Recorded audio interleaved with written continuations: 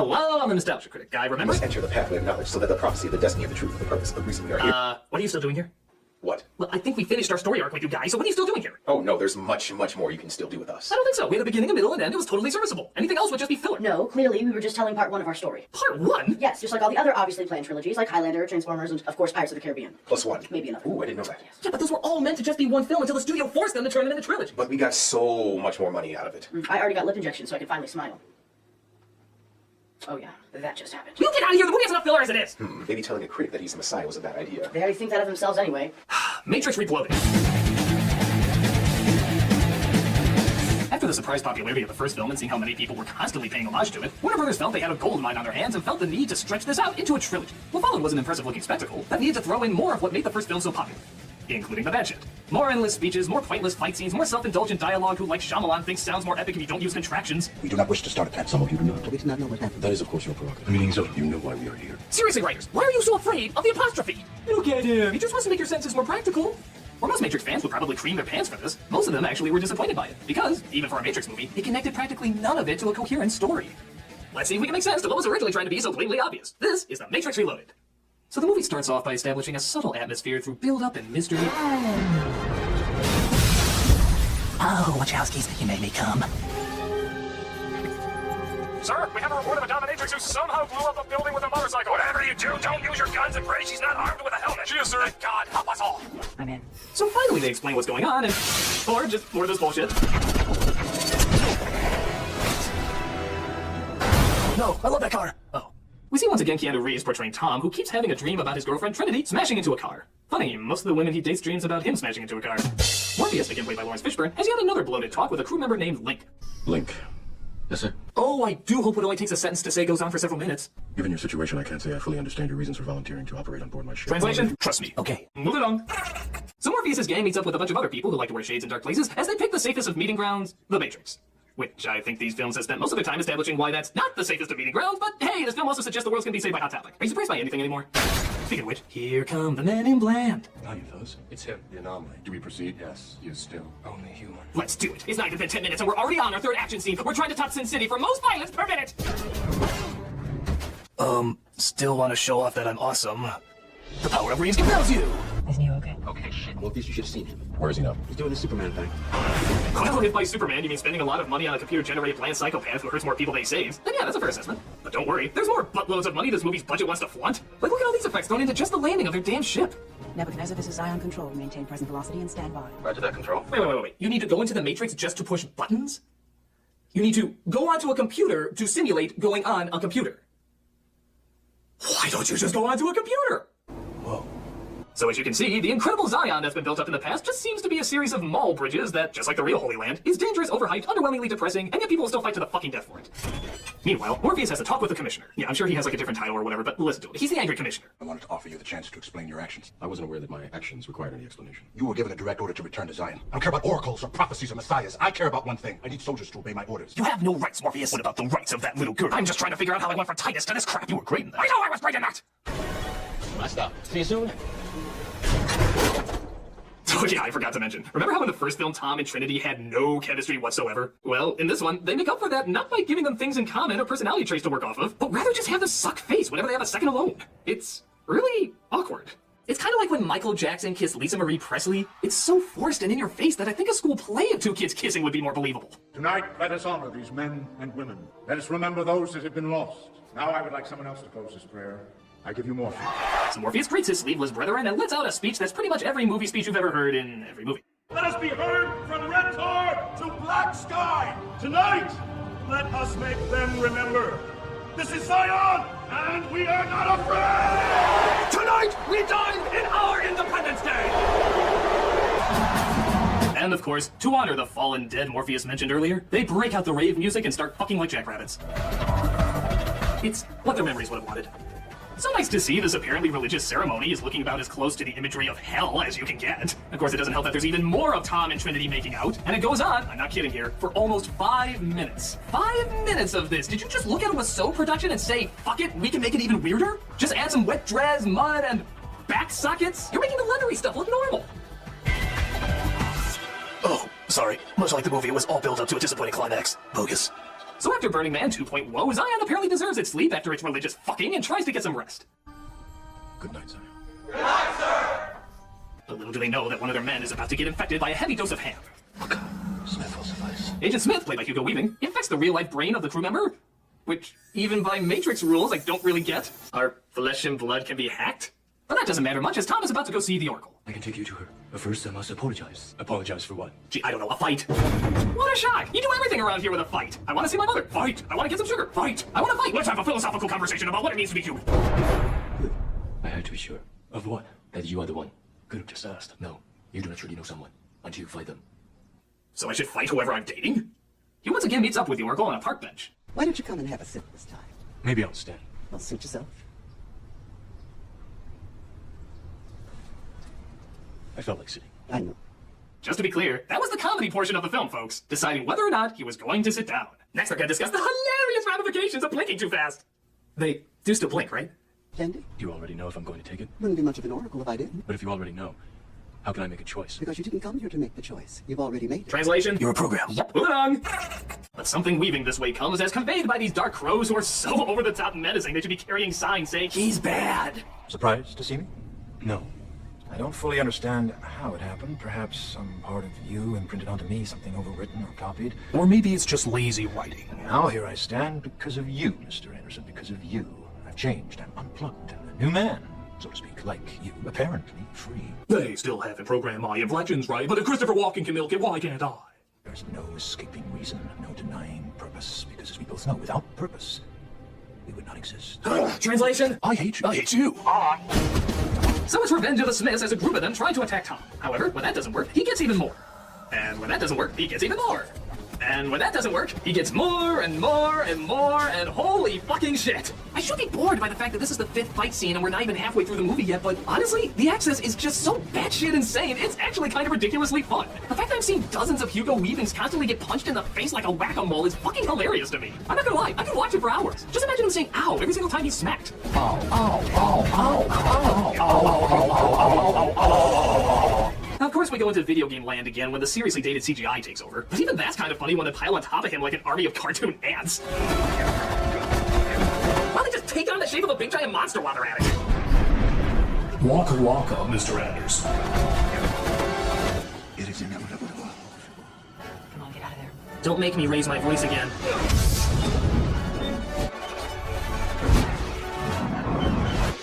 Why didn't he do that before? Yeah, could have saved us 6 minutes. Well, I'm off to Luxillian Lord of the Rings. I'm off to Luxillian Cloud Atlas. I'm off to Luxillian Captain America. I'm off to Luxillian V for Vendetta. And I'm off to Sound Silly in Transformers. Sell out. Say, is it me or do you smell unnecessary dual performance?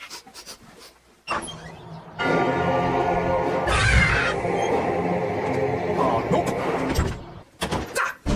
Mr. Alja Critic. Schmuck! Oh, please, that was the old me. The new me goes by Schmucker. Why? Because I'm such a cliched character and so easy to make. There's literally a Schmucker born every minute. Wow, you're good. Of course, with a name like Schmucker, I have to be good. A special shout out to the people for 30 who actually got that joke. We appreciate your viewership. Enough this talk. What's your plan, Vulcanbrow? Well, it's funny you say that. We plan to teach you a valuable lesson for reviewing these films. You can't keep the crap out of me? Words. We're gonna make philosophical speeches about why you shouldn't. Have you ever considered the purpose of purposefully besides purposefully? You see, if you think about life and what here and here, it's just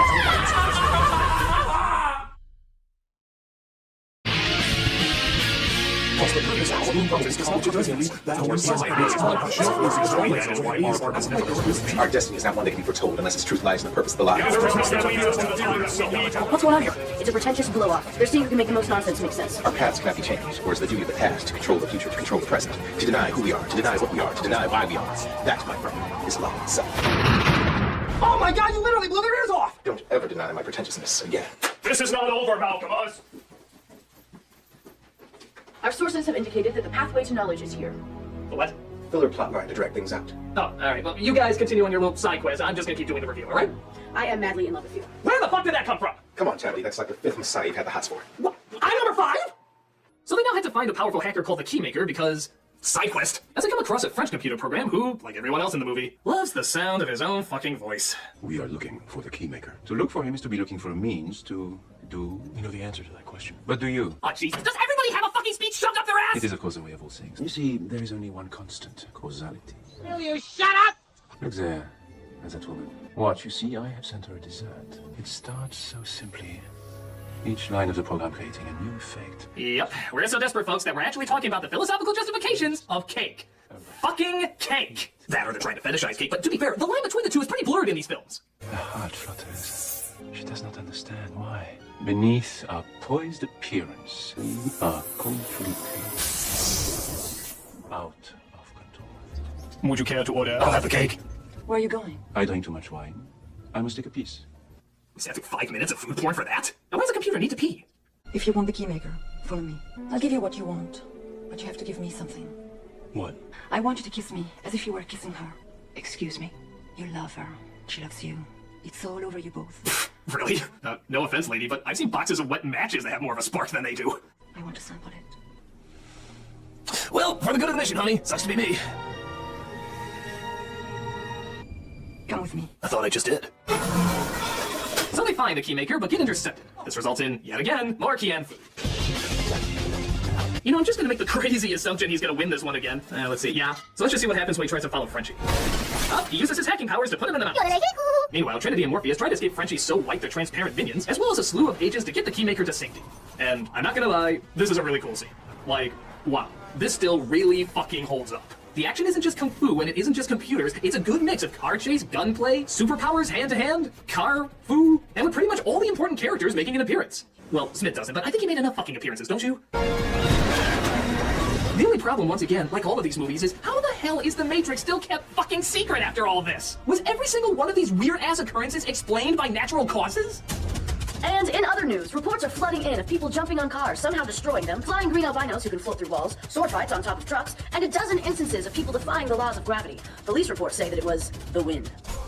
But just when it looks like all hope is lost, Tom literally flies halfway around the world just in time to grab Morpheus and the keymaker.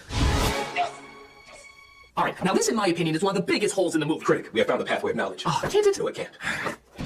It's in the kitchen. We'll take the back way so that the agents won't suspect us. Too late for that, I'm afraid. Schmuck! Oh no, he put us in the mountains. Alright, Critic, we need you to fly us halfway around the world in order to get us back. Or we could just use another way to the kitchen through the office. But there'd be mountains. Yes, I know there'd be mountains out there, but there's no office in here. It's like our idiot Messiah. He flies thousands of miles around the globe to reach our heroes, but all he had to do was turn the fuck around and go back the way he came. He never closed the door behind him, so it's the exact same location. It will take him 2 minutes. So instead of flying around the world, we could take a few steps to the kitchen. To the kitchen, yes, to the kitchen. This is the pathway to knowledge. Yes. Behind this door are the answers to all of the Matrix movies. All the answers, like why they're so silly and make no sense? Every single one of them. Oh, let's check it out. Zoom, motherfucker, zoom! That didn't seem right. There must have been a connection issue. We must destroy the power source. Yeah, there's side mission. You guys go do that while I finish up the review. Stop that!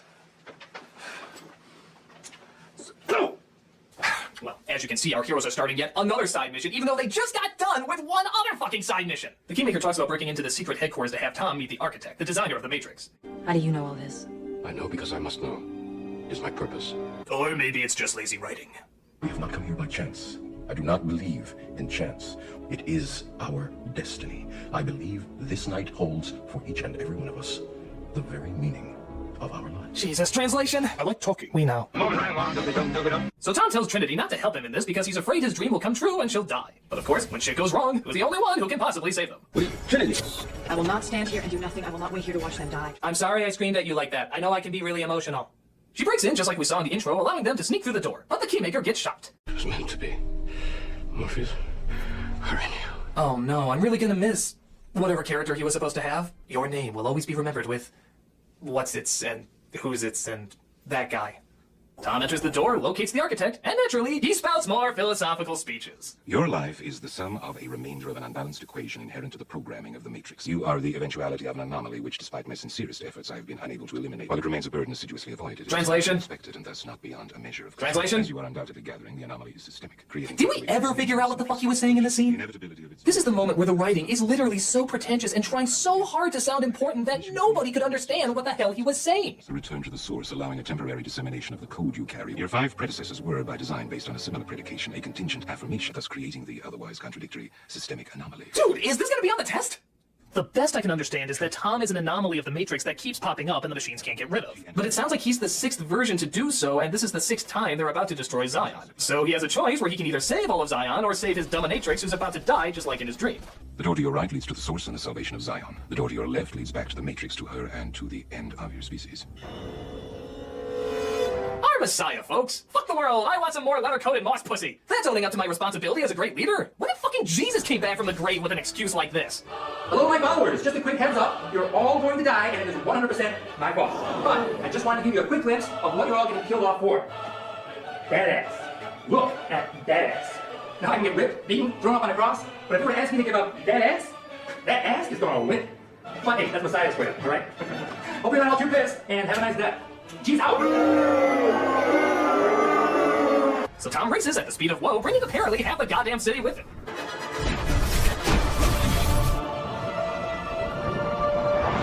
Another strange event today as hundreds of cars were blown across the city in the middle of the night, presumably killing several citizens and costing millions in property damage.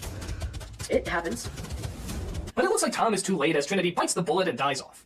But death is more like a suggestion in these movies than a final destination. I'm not letting go. I can't. I love you too damn much. Oh yeah, you sound like it. So we use this Kung Fu CPR to bring her back as we see our mechanical calamari are lining up to kill everybody off. I have dreamed a dream. But now that dream is gone from me. Now life has killed the dream I dreamed. Let's go, movies. But Tom makes an interesting discovery. What the hell? Oh wait, I think I see where they're going with this. I'm looking away now, but yeah, I'll tell you in a little bit. He passes out and they find yet another ship to pick them up. But unfortunately, they have an unwelcome visitor on board.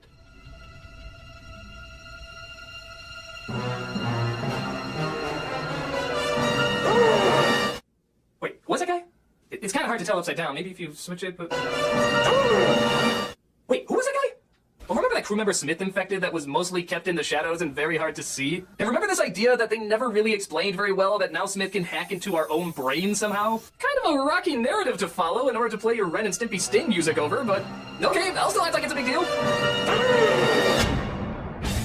When I was younger, I actually liked this film more than the first one because of the access and because it was so over the top. It still had no character and the writing was laughably full of itself, but that's pretty much what I thought of the first one anyway. This one at least went balls to the wall over the top. But I will admit, watching it again, I do realize at least the first film, for all its yapping, did keep focused on what it was talking about. This one is just all over the place, trailing off into conversations and fight scenes that have nothing to do with anything. So yeah, it is definitely worth the ridicule that it gets from most fans. Unless they're going where I think they're going with it. And if they are, I think they can actually save a good chunk of the series with it.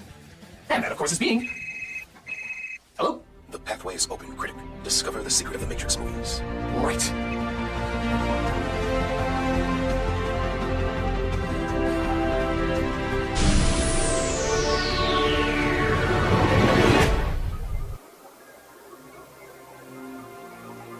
Black Willy Wonka? You designed the Matrix movies? Oh yes, I did it in between making Twizzlers and caramelizing those that disagree with my views. I think I finally discovered the secret of the Matrix movies, what it's all building up to. And what is that, Critic? Okay, the real world, Zion, all of that is actually just another Matrix. A backup program so that all the people that think they got out of the Matrix actually never did. Nope. But that's not what it's building up to at all. But that would be such an obviously good twist. It would have worked on so many levels. It would have explained why Tom could destroy the machines at the end. It would have explained why Smith could infect a human brain. It would have explained why all the people in the Matrix weren't affected by all the obvious glitches going on. How could this not be it? It would explain every single movie mistake the films ever made. I agree, but they're sticking to the safer route. He's just Jesus? He's just Jesus. Well, great. We haven't seen that story yet. So, what's with all the TVs? You're just seeing how many television sets the movie can suck on? No, those are actually my teleprompters to remind me of my confusing lines. Quid pro quo, vis-a-vis, the outcome of one anomaly is higher than the probability of... You know, screw it. I'm just gonna give it to you straight. I was merely commissioned to make the Matrix movies. The real masterminds are somewhere else. If you want to know the truth, don't trust anyone. The ones you think you can trust have already been taken over. Who's doing this? People much darker. Darker? So, Critic, what did you discover? Well, I discovered someone else is behind the Matrix movies and I shouldn't trust any, but...